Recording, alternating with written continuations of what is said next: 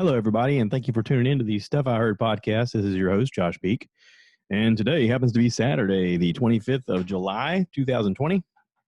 Hi, everybody. How are you doing? Hope everybody's doing well. Coronavirus is still kicking out there, and don't know if it's getting better or worse. Depends on which Facebook feed you read. It's been one of those things lately where I've been out and about into the public and we've been seeing signs that say you're required to wear a mask, and then you go inside and no one's wearing a mask. There is a weird thing about the American spirit, the American idea of you're not the boss of me. I can do what I want. I don't have to listen to you.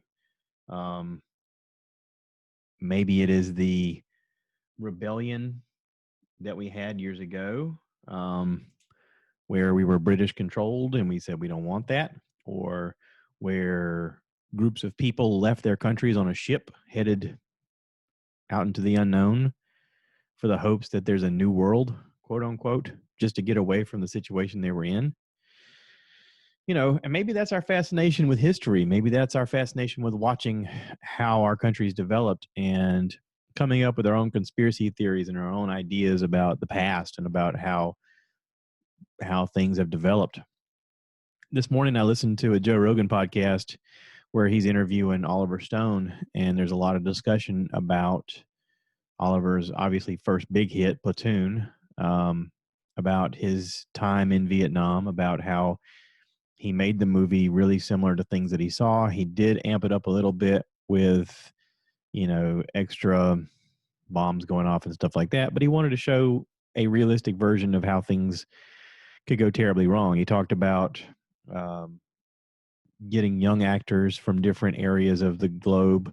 He wanted a couple of older actors, and like Tom Berenger and William Dafoe, to be more of the seasoned guy who's been around the block a couple times.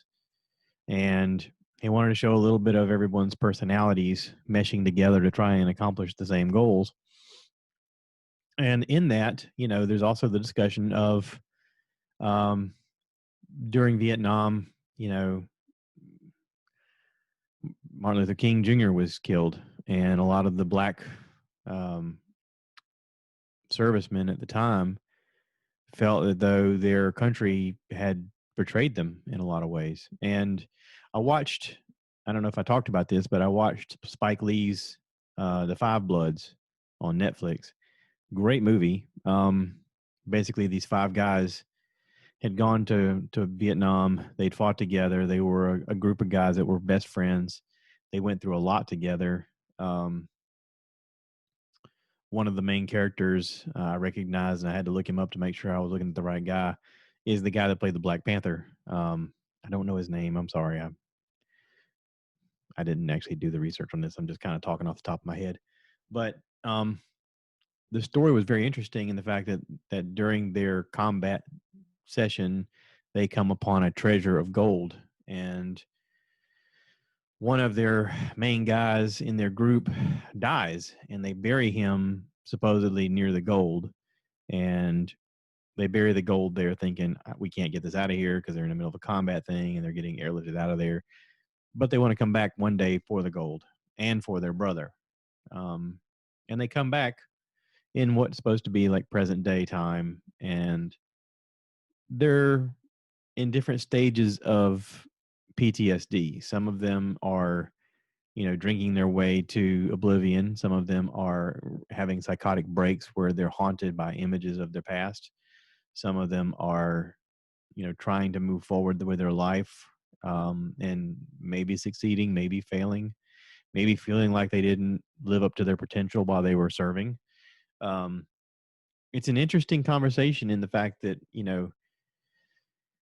we are all in those spectrums of people. We all have it within us to be great. When I was in the Marine Corps, there was a famous quote that I listened to and repeated by Admiral Chester Nimitz, who said that uncommon valor is a common virtue, meaning that it's within everybody to become great. Anybody has the potential to become a hero. Anybody who has the potential of being a better version of themselves.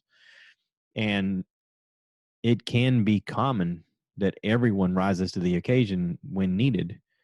you see it in time and time again, especially in movies and stuff like that, where they show the person who's been weak all the, through the whole, voyage or the journey or whatever, and suddenly they have a moment of strength, a moment when they rise above, and a moment where they end up becoming the hero.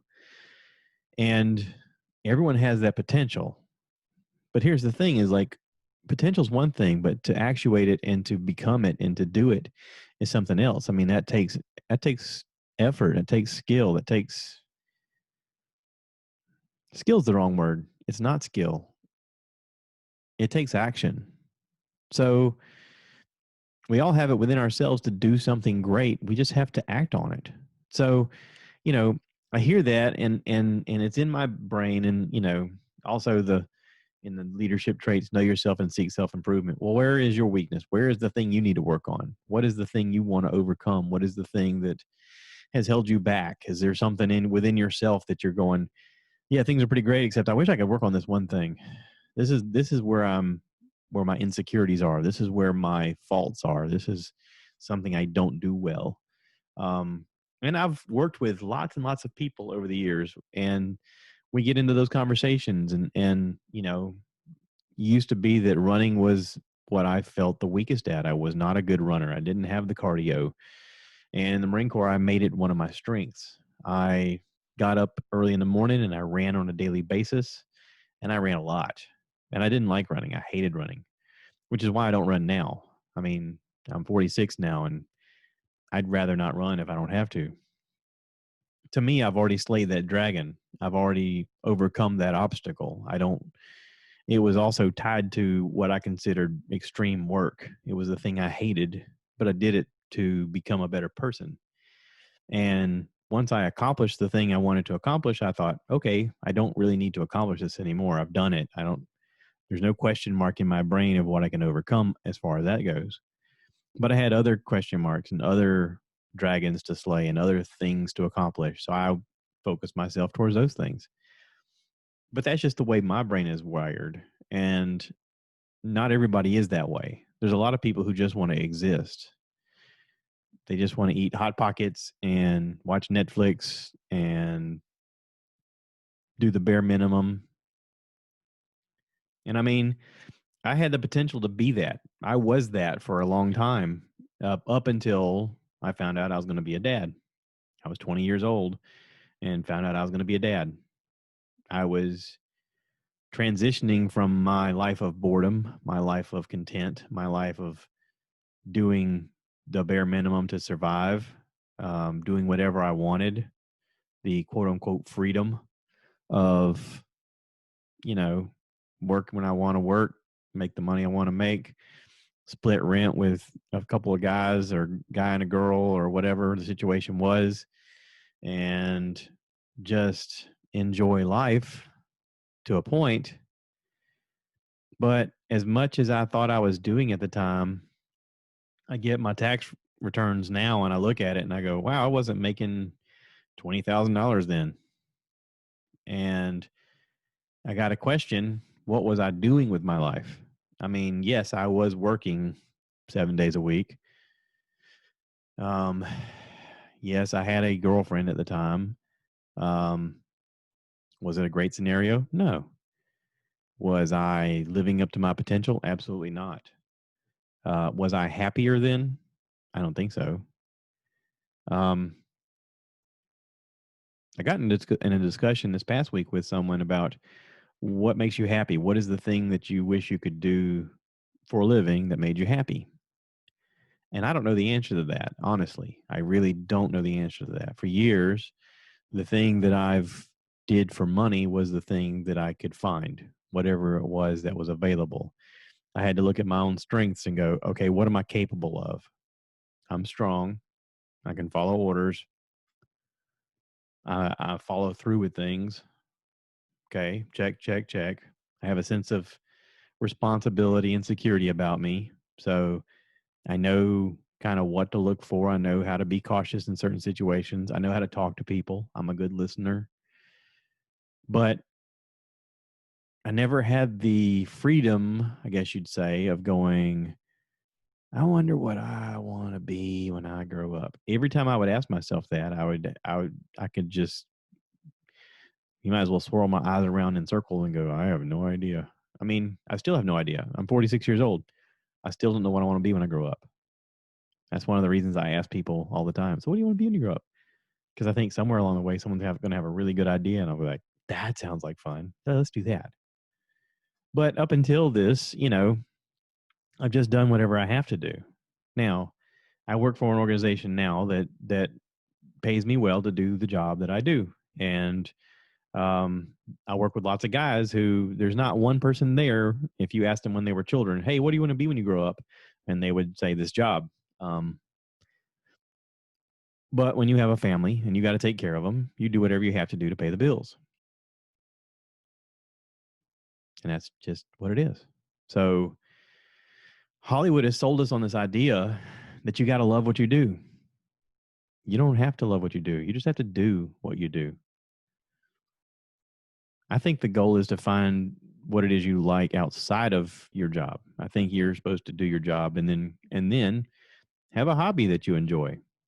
Start a podcast, make YouTube videos, build hot rods, go fishing, go hunting, ride motorcycles, whatever the thing is.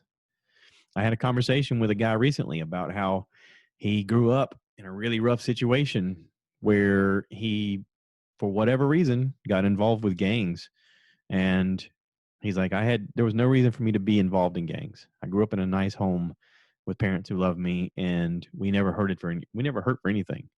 It wasn't like I was disenfranchised. It wasn't like I was looking for a new family, but I bonded with people who were bad people. And I made really bad choices with those bad people to the point where I almost died. And I talked to him about being on the podcast, and I don't think he's going to do it, which is fine. I would rather the dialogue come from me anyway in this scenario, because I see the person that he is now, and I realize that he's a father now, he's a husband, he's a provider, he's consistent, he's everything that his dad was, and yet he still has that desire to self-destruct in a way. He started to ride motorcycles and be involved in a motorcycle gang, and he's telling me that some things are getting rough, and he's like, I don't know what I'm supposed to do here. And I said, well, it sounds like you're wanting to self-destruct again. Do you want to go back to that? Do you want to be involved in that kind of life again? Because right now, what you're doing with your kids, being a dad, being consistent, being the guy that everyone relies on, is a totally different guy than the guy who goes, let's burn it all. Let's do whatever that my youth tells me is cool. I mean, I don't know that if I had him on the podcast, he would actually admit to any of that. I don't know that he would want any of the people from his past or any of the people that he's associated with now to find out anything about how he feels. Now, there is anonymity. Is that the word? Anonymity? He's anonymous, okay? There is anonymity of me discussing it as a random person. Okay, you have no idea who this person is, and that's fine. He probably will never listen to this podcast. That's fine too. None of the people that he associates with listens to this podcast. That's fine too. But I see the internal struggle that he has of, I like being a dad. I like being a husband. I want more out of life. He talked about wanting to be a property owner and have multiple properties that he could then build wealth from. He's like, I watched my father do it, and it's worked great for him. It's allowed him the freedoms to choose a lot of things in life that isn't available to everybody. But it started in a small way of, I'm going to pay this off. I'm going to get another place. I'm going to rent this out, and then I'm going to keep doing that over and over until I build up properties that I can then get an income from. Nothing wrong with that. Very smart idea. He has that. It's already in his wheelhouse. He's doing it in a sense. He bought a house that was way cheaper than he could have afforded, but he said, there's nothing wrong with this house. This house is great. He's like, I can stay in this house. I can definitely afford it. I can pay it off early. Then we can look for another house and we can rent this one out and have an income. Smart guy, right? And he's also talking about racing motorcycles and going 120 miles an hour and getting involved with some crazy stuff that is his brothers in this motorcycle gang want to do. And he's like, there's a weird part of me that enjoys that. Okay. Is that any different? Well, I guess it is. I was going to say, is that any different than the guy who becomes a responsible person and, takes care of his family and whatnot, and then he gets really drunk and goes to Vegas and just unleashes chaos on the city? I mean, there is a self-destructive nature about people sometimes, and it's not always good. There is a duality within people. There's a duality in these movies that I watch. Listening to Oliver Stone talk about his past, talk about the things that he went through, about his father, being a military guy who was a staunch Republican who was into Eisenhower. And he's like, I felt like I wanted to see the world. I wanted to see a different version. I wanted to see it for myself. And he said, my father never served combat time, and I did. And when I came home, I had a different version of life than he did. And he said, and I saw horrendous things. And when I came home, I started writing screenplays about what I'd seen. And he talks about he wrote Platoon during that time.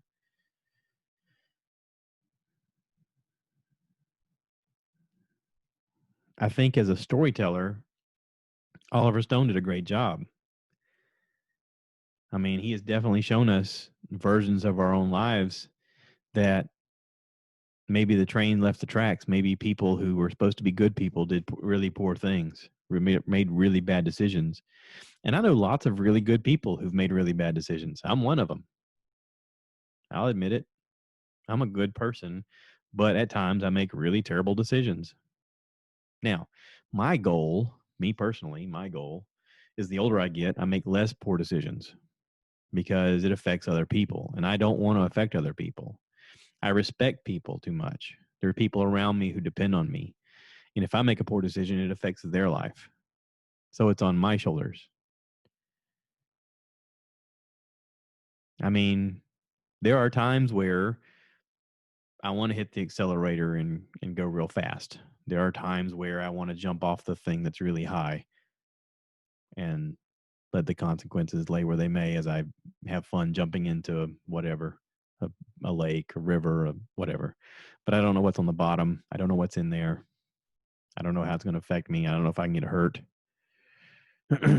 There's parts of this coronavirus where I want to walk into public and be like, I don't need a mask. I'm fine. Is that the responsible thing? No, it's not. Are there people around me that could be affected? Absolutely. But I mean, we are dealing with a lot right now as a people. And hopefully, a version of what I'm doing, everyone's doing. Hopefully, there's conversations happening amongst us all about what we're doing to become better people, what we can do to help each other, what we can do to move forward as a people. I had a good conversation with my buddy Josh Treadaway on the phone the other day, and he listens to the podcast a good bit, and he had a good laugh about, Greg and I discussing him and the fact that we watch him grow up now, and it's inspiring to see him develop into his own fully formed human and not just be a follower, not just be an existing person that kind of just sort of figures out a way to keep hanging in there. I mean, he's establishing his own ideas. They're not always what we agree with, and that's fine. Like, I like the fact that I have friends that have different opinions than me. And there are times where he and I share opinions that are powerful. I mean, when I moved into this house, it freaked me out because I come from a trailer park mentality where we barely had anything. And the goal was to live as cheaply as possible because it could all go away if you're not careful enough. And then when I built this house and I moved into it, it freaked me out. I mean, I couldn't really translate it into words properly, but he was the first person I called, and I go, I'm really wigging out. And he's like, it's fine. It'll be fine. You're fine. You work hard. It'll be fine. And I was like, yeah, but I'm freaking out, dude. This place is so expensive. And it was compared to what I was used to. It was a huge step. It was a huge responsibility. And it was a sort of transitioning from a child's mentality to a grown man's mentality. Um, having children is supposed to do that, and it did for me in a lot of ways. I mean, having sons made me grow up in a hurry. My first son was born when I was 20, my second one at 22, and I was in the Marine Corps. I was married to a woman that I wasn't happy with. There was a lot of responsibility with that. There was a lot of responsibility in the military. I had a lot of jobs that I was doing that I wasn't really qualified to do. I wasn't properly trained to do, but I could do it. I was adaptable. I had jobs that I can't really talk about ever.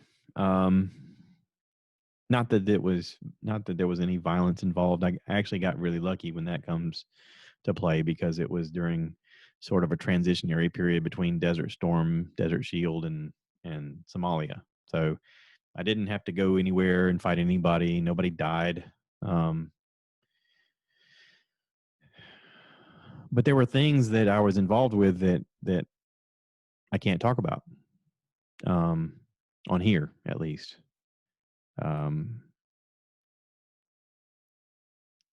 But it's responsibility. So it did change me. It did force me to grow up. But even marrying my wife now that I'm, Dolores, I mean, we've been married 15 years. We've been together almost 20. Even marrying my wife wasn't the same impact as purchasing this house. This house was just a tremendous responsibility. It was something that we fought for. It was something that we together had as a goal. It was something that we built the house. So we actually planned what we wanted. We were like, this is what we want. And we fought for it with a blended family with 3 kids, 3 teenage boys. Hey, kids, this is what we're doing. And you sort of have to get everybody on board, and you have to go, let's do it. Let's make it happen. And we did. And it freaked me out a little bit. And I can only imagine what everybody goes through within their own scenarios. I saw a thing by Jordan Peterson. It was this thing that he wrote, and there's a picture attached to it. It's very interesting. It had lots of faces in the picture. It was something like almost like an optical illusion. But it says, I'm going to read you this thing. It says, it's really hard to think. You have to be trained like mad to think. You have to be able to divide yourself internally into a couple of different people, and then you have to let those people have war in your head. And that means you have to develop characters who have opinions in great detail, opinions that might be contrary to your own, and then you have to withstand the tension of letting them have it out. It's a pretty interesting way to put it.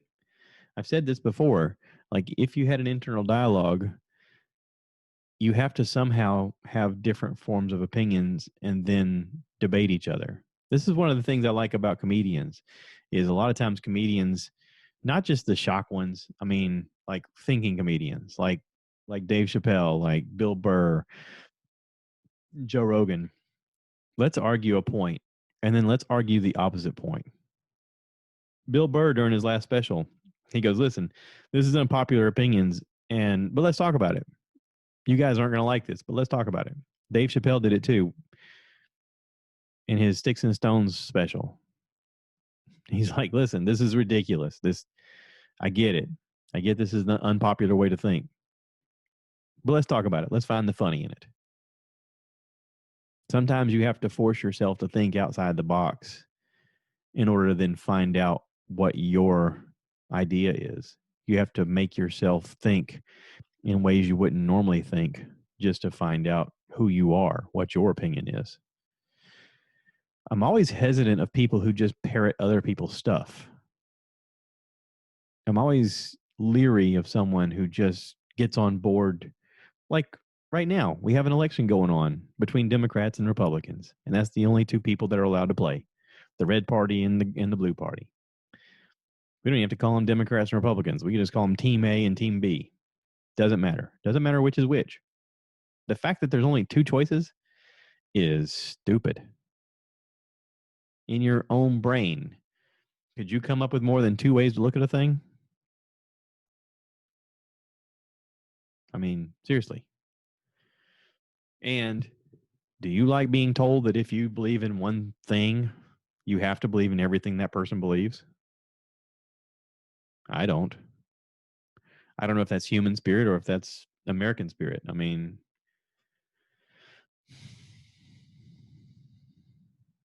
I don't. I want to be an independent thinker. I want to stand on my own 2 feet. I want to say what it is I believe in. I want to have a right to vote for who I want to vote for. I don't like these primaries where they're like, you can only vote on this side or that side. I'm like, but why? Why? We don't ask enough why. As a people, we don't ask enough why questions. So anyway, that's just my 2 cents worth. Go watch The Five Bloods on Netflix. Spike Lee did a great job. The actors in that did a great job. There's one guy in particular. Holy cow, he's a shell-shocked fella, and his acting is amazing. Amazing. Speaking of acting, though, I just watched the entire season of Cursed on Netflix. It just came out. I know there's lots of titles that are called Cursed, whether it's movies or TV shows of the past or whatever. This came out recently on Netflix. The main character, I wrote her name down so I wouldn't screw it up, is Catherine Langford. Her character is called Nimue. Okay. The premise of the show, when you watch the preview, is before King Arthur became king, there was a queen. And they show images of Merlin and they show images of Excalibur. And it's like, ooh, interesting idea for a show. So Catherine Langford, I saw her on the screen and immediately I thought, God, she looks familiar. I couldn't quite place where I'd seen her before. And then my stepson goes, dude, you know she's the girl from she's Hannah Baker on 13 Reasons Why. And I was like, oh crap, I didn't even realize that was her. Man, cool. Yeah. So she's the main character. Great show. It's a great show. Merlin is actually played by Gustaf Skarsgard. If you watch The Vikings, he also plays Floki on The Vikings on the History Channel. Really good actor. Really powerful guy. The show starts off with him being kind of a drunk and useless. And then you meet the main character. You learn about the sword. The sword starts showing that it has its own powers. And they talk about the Fae, which is fairies during this mythical time. Again, this is folklore. This is stories of the past, that kind of stuff. But like I grew up as a kid watching Excalibur as a movie, and it was so interesting because it was, the Knights of the Round Table and King Arthur overcoming the odds and the Lady of the Lake giving him Excalibur, which is supposed to be like the powerful sword that is supposed to be the King of Kings sword, and whoever wields the sword is the king.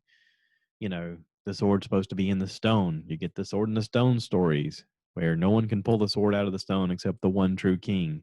So then you get stories of, you know, it just goes on and on. There's cartoons about it. There's movies about it. There's TV shows about it. There's a show on Netflix right now called Merlin. I think it was originally on like the Sci-Fi Network or something like that. I've never watched it. I think I've watched 2 episodes and I was like, this is stupid. But they have 5 seasons. I looked it up last night. I was like, ooh, 5 seasons. Might be worth watching. But this is different. This is sort of taking its own liberties because, you know, are you going to retell the same story of King Arthur over and over? You could, but you're going to have that kind of reaction. So this is the story before that. And these 2 actors make the show awesome. And in every show, you need a bad guy. And this has several bad guys in it that are really wicked people. And it makes the show very compelling. It makes the show interesting. You know, I've said it before. One of the best bad guys ever is Vincent D'Onofrio playing Kingpin on Daredevil. He's a powerful force on camera, and he did a great job of playing Kingpin. And it's because of him that Daredevil was such a good show. You got to have a good bad guy to make a good show. Star Wars had Darth Vader. What a better bad guy. He even had his own theme music when he walked in the room. Dun, dun, dun, dun, dun, dun, dun, dun, dun. And you knew right away it was going to be like, oh, it's about to get good. Like, what other bad guy has his own theme music? I mean, geez.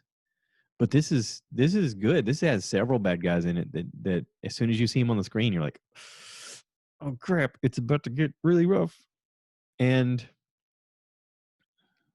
I kept waiting for moments of Merlin becoming the all-powerful magician that we've seen in other movies and other iterations, where he's sort of a kook, but he's sort of brilliant also. And there's a lot of that in the beginning of him being really kooky, really quirky. But he doesn't show a lot of magic in the beginning. Like, not to spoil anything, but I'm just saying. But the show is good. The show moves forward. The show develops the characters in a way that's very compelling and interesting. There is even a side story of this girl's best friend named Pym meeting up with some Vikings. The Vikings get folded into the story at a certain point. They do have some weird metal things that are in their face that's a little distracting. I don't think they would actually be wearing that kind of stuff, because if they got punched in the face, it would probably ruin the fight. So I think they took some artistic talents with that, some liberties. But that, and they've got King Arthur as sort of a half black, half white guy. He's not the king yet. He's just Arthur, just a guy named Arthur. And I don't think he's supposed to be King Arthur. I think he's just supposed to be Arthur right now. I mean, at a certain point, there has to be the sword pulling from the stone, and that was done with him as a boy, and this guy is like a man. So it's not going to be this guy.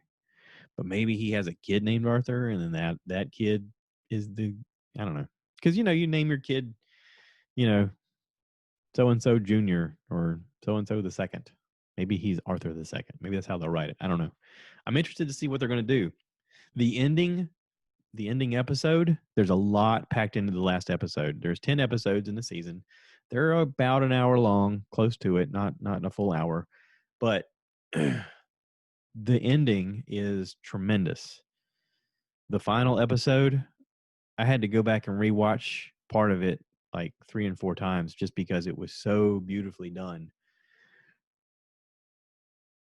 All right, so I'm going to spoil it here in just a second. Okay, so if you don't want to hear it spoiled, just fast forward a bit. Okay, so I'm gonna ruin this in just a few seconds. Okay, 1, 2, 3. All right, so here it is, dude. When the black chick, suddenly becomes death, and they're like, "What? How?" And she's like, "Death came to collect me, and I killed her, and I became death." And I was like, "What? Holy cow!" That was so incredible. And then Merlin, when his daughter dies, and he grabs the sword, and lightning shoots through him, and it's like in his eyes, and he shoots it from the sky, and then he shoots it down on that evil chick, and then he like Radon in a video game shoots it out of his hands, and I was like, wow. I took pictures of that kind of stuff, and I put it on Instagram because I was like, I looked for it. I looked for the images online. I couldn't find any images. I actually had to go on my computer this morning and play the movie and use my phone and snap video and photos. I was like, I gotta like get screenshots of this. This is so cool. But huge shout out to Gustaf Skarsgard. I don't know if that's how you pronounce it. Gustaf. How do you pronounce that? Someone Scandinavian, let me know how you pronounce that. Great character development from everybody. The Green Knight is an interesting character. I think that he's not dead. I also think that Nimwe's not dead. I think she's gonna come back in season 2.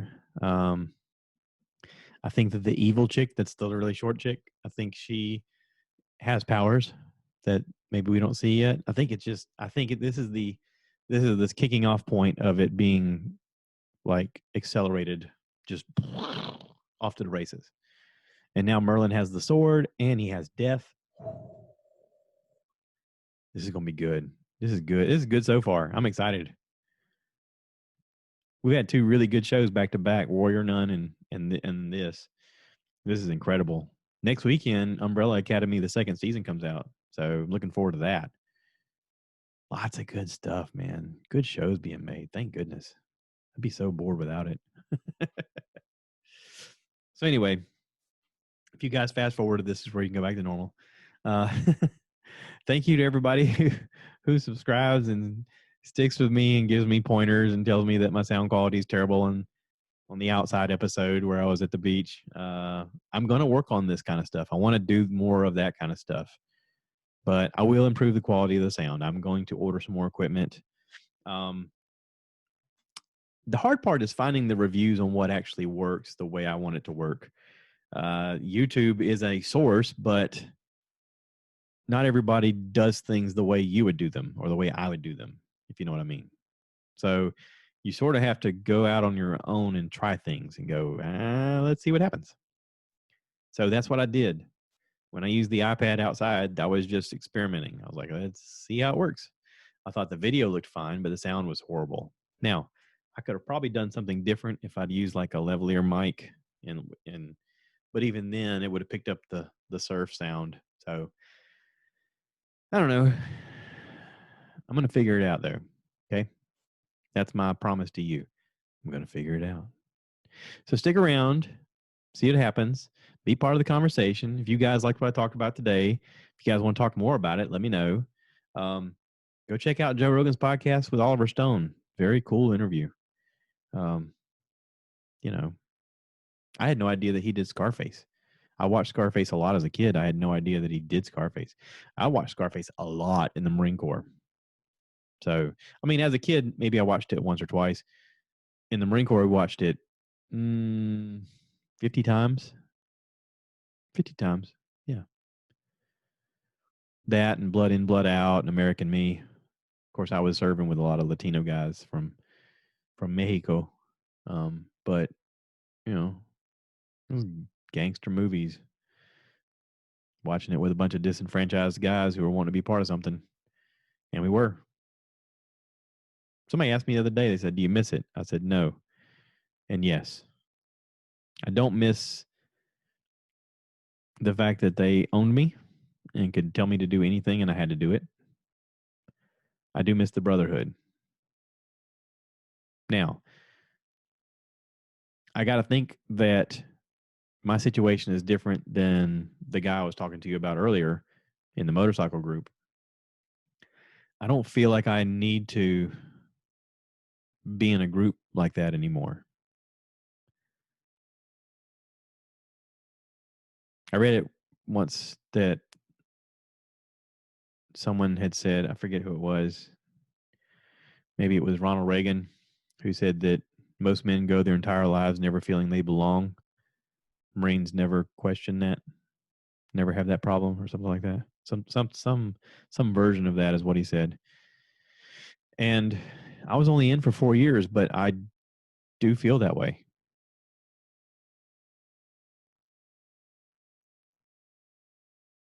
It defines me in a lot of ways. I had questions about who I was and what I stood for and where my loyalties were and what I was willing to put up with and what I wasn't willing to put up with and how I was going to be a man to my own sons when I didn't really have a shining example of what a man was. And that's why I joined the Marine Corps.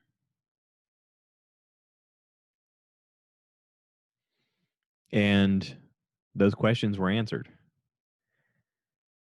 or at least gave me a foothold to then write my own story.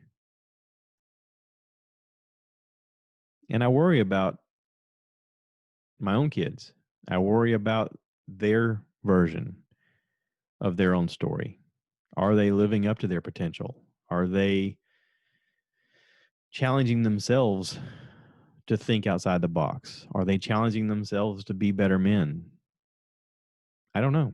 It's just because it's my journey doesn't mean it's everyone's journey. You know, and I'm more okay with my friends being very different than me than I am with my kids being very different than me. I guess because it's genetic and you sort of hope that some part of you comes through with them, some part of you shines within them. And when it's your friends, you're just like, I'll take them at face value. They are who they are. I still love them. I mean, that's the reality. But your kids, you're like, come on, you have so much more potential. I mean, you're supposed to be a better version of me. And I know how screwed up I am. It's like, come on. But as they become adults, you have to go, okay, so they're screwed up in different ways. None of us are perfect. None of us are perfect. It is what it is. And with that being said, I'm lost and I'm going to wrap this up. I do want to talk about Bert Kreischer's Hot Summer Nights drive-in movie tour. He's talked a lot about it on podcasts, on Two Bears, One Cave, on the Bill Bert podcast, on his own podcast, the Bertcast. I really regret that I didn't go to Charlotte to see him perform. There's videos online that he's put up of what it was like. You can go on his Instagram. He puts a lot of videos on Instagram, especially his Instagram stories, about things that he actually did and saw and experienced. And it looks like it was a ton of fun. And I would love to go to a show before he stops doing it.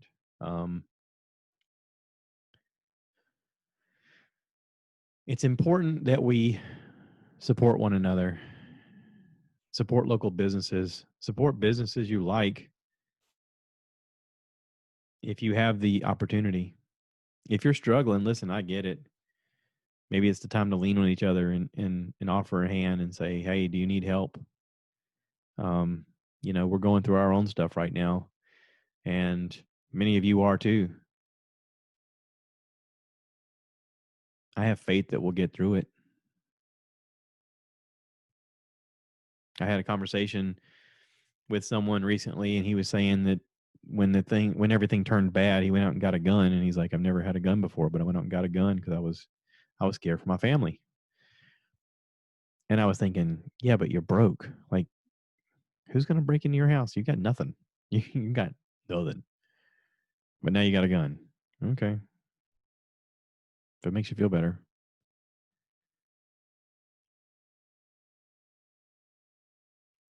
It's interesting how the gun debate went away. That should be another podcast. We should talk about the gun debate. What do you guys think? Give me feedback. Let me know what you think. Okay? I'm going to wrap this up. I keep saying that, but I'm really going to do it this time. Thank you to everybody who subscribes. Thank you to everybody who's listening. It is making a difference. I'm seeing the numbers grow. Thank you to everybody who's bought shirts. Thank you to everybody who's sent me pictures of you wearing the shirts. To those of you who haven't, please send me the picture so I can put it on the Facebook and on the website StuffIHeard.com. You'll see it. It's all there. All the episodes, all the pictures, the guest photos, all the fun stuff. If you guys want to see more stuff on the website, let me know. I'm just looking to make it grow. Everything starts somewhere, and I'm starting. So help me grow. Help me help you. Help me grow. Is that right? Did I say that right? I don't know. Maybe that's a thing. Everybody take care. Thanks for watching. And as always, cue the cow.